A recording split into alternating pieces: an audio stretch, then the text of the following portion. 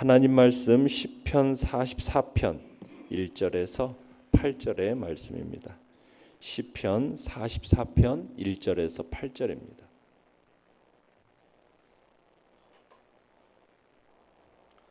시편 44편 1절로 8절 우리 한 목소리로 같이 읽도록 하겠습니다. 시작.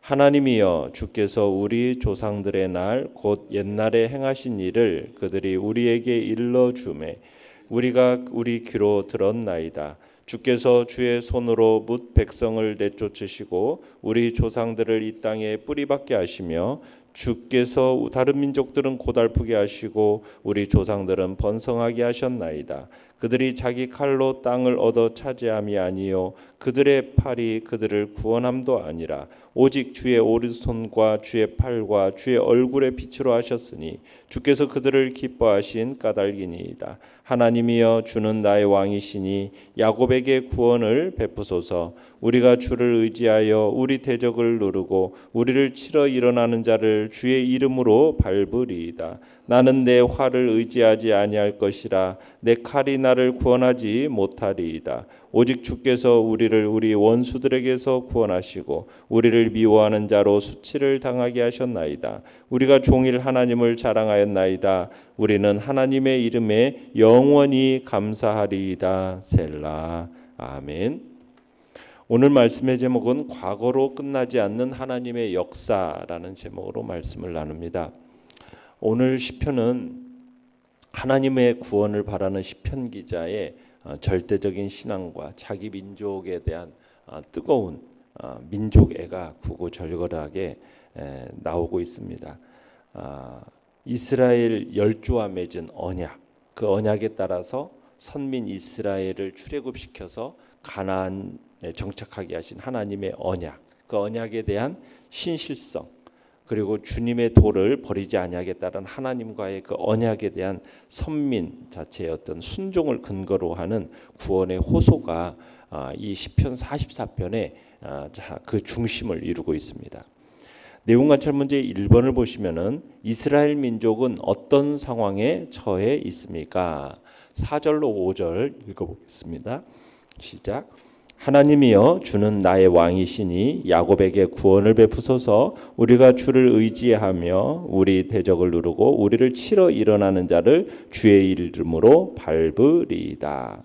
자, 지금 이스라엘 백성들은 어떤 상황에 처해 있습니까? 대적들이 이스라엘을 치러 일어나서 지금 하나님의 구원이 필요한 상황에 놓여 있습니다. 지금 대적을 누르고 우리를 치러 일어나는 자라는 표현을 통해서 지금 이스라엘 민족이 대적들로부터 침략을 당하고 있는 거죠. 이 역사적인 배경은 아수르 사네립의 침략에 이렇게 당면한 히스기야의 이야기를 이렇게 그 기록한 것을 우리가 그 역사적 상황으로 보고 있습니다. 그래서 열왕기하 18장과 19장에 그 상황과 연결시켜서 보는 거죠. 이 히스기야 시대의 고라 자손들이 지금 어떻게 보면 민족의 멸절 위기에 놓여 있는 그런 상황 속에서 히스기야의 나타낸 면모, 그런 그 히스기야 관점에서 이 노래를 지금 기록하고 있다. 이 시를 기록하고 있다. 이렇게 보는 겁니다. 그러니까 절박했던 그 상황, 아수르에 의해서 지금 이제 거의 멸망의 직전까지 있었던 그런 상황 속에서 히스기야 왕이 하나님을 향한 신앙으로 해결하려는 그런 면모, 그 면모를 보면서 이제 이 시편이 이렇게 기록되어진 것으로 역사적인 배경을 우리가 보는 거죠. 내용 관찰 문제 2번입니다. 자, 이런 상황에서 시편 기자가 의지하고 기억하는 것은 무엇입니까? 자, 1절을 먼저 한번 읽어보겠습니다. 시작. 하나님이여 주께서 우리 조상들의 날 곧 옛날에 행하신 일을 그들이 우리에게 일러주매 우리가 우리 귀로 들었나이다. 자, 이런 지금 절대절명의 그런 상황 속에서 시편 기자가 의지하고 기억한 것이 뭡니까? 지금 대적들이 일어나서 하나님의 구원이 필요한 이런 상황에서 시편 기자는 조상들을 통해서 전해들은 과거에 역사하신 하나님, 과거에 역사하신 하나님을 지금 기억해내고 있어요.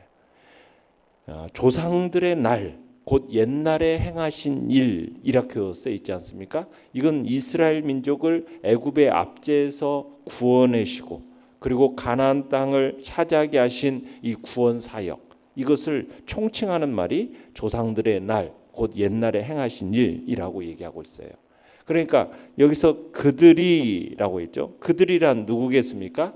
가깝게는 시편 기자의 부모 세대로부터 멀게는 출애굽과 가나안 정복 전쟁 세대에 이르는 모든 이스라엘의 조상들을 가리킨 겁니다. 그러니까 이스라엘의 열조들은 그 자손들에게 하나님이 이스라엘을 위해서 행하신 일들을 낱낱이 가르쳤어요.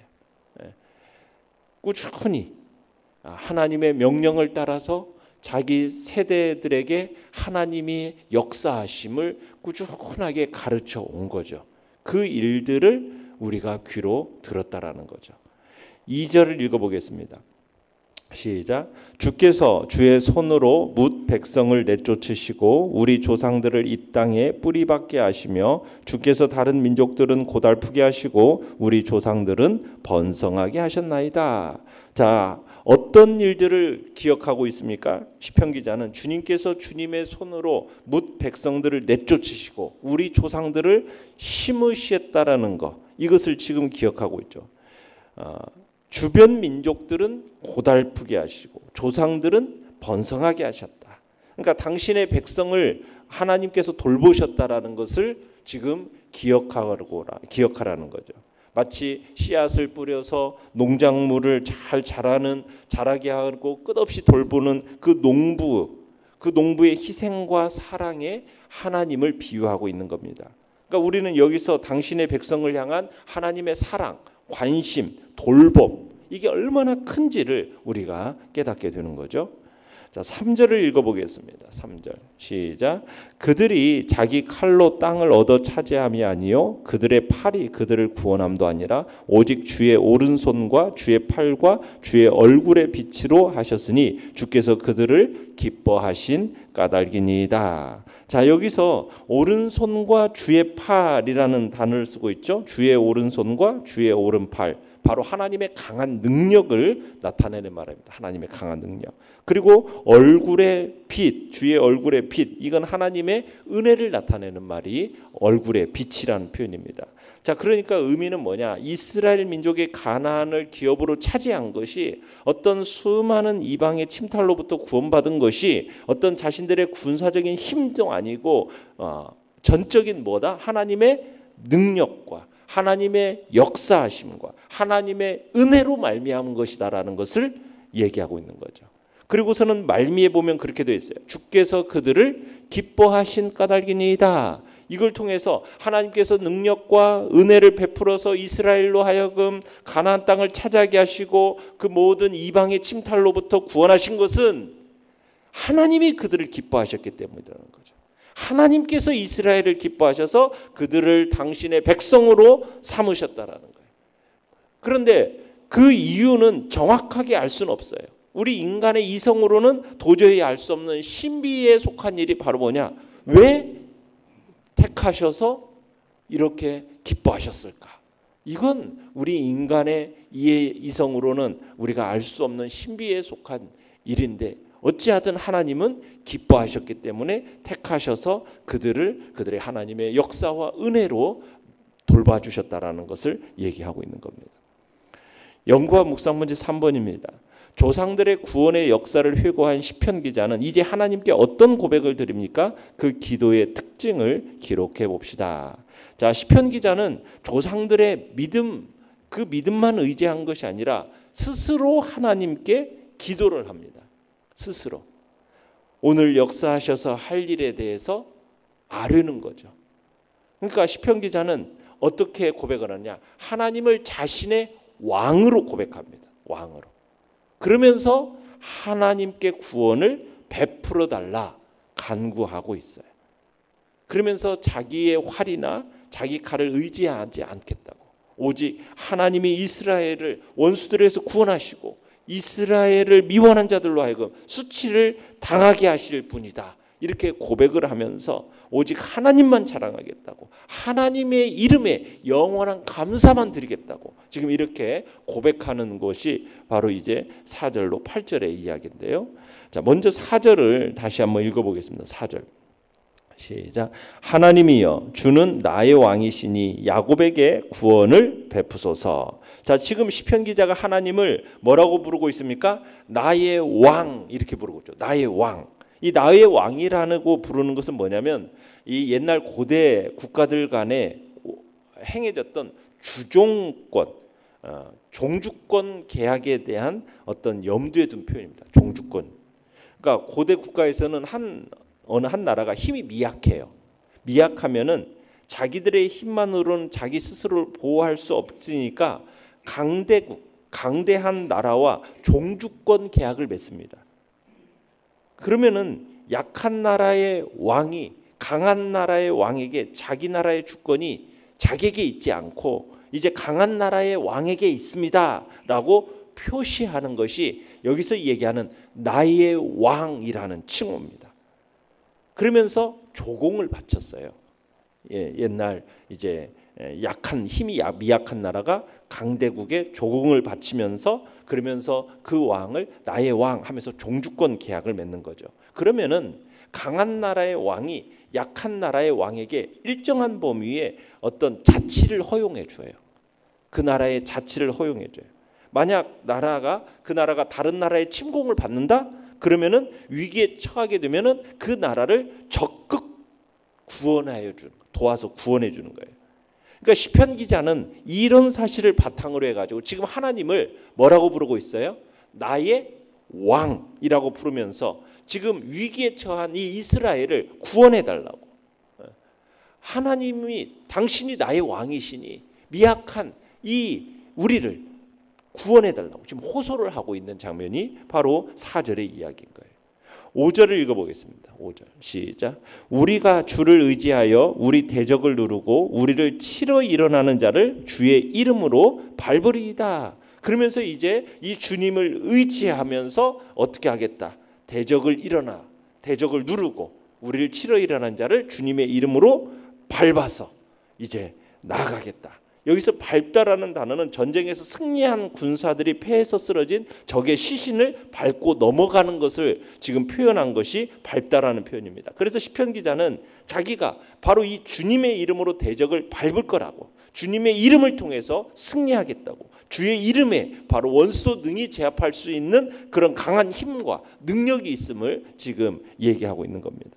그러면서 6절 읽어보겠습니다. 6절 시작. 나는 내 활을 의지하지 아니할 것이라 내 칼이 나를 구원하지 못하리이다. 자, 시편 기자는 지금 뭘 의지하지 않겠다고 얘기합니까?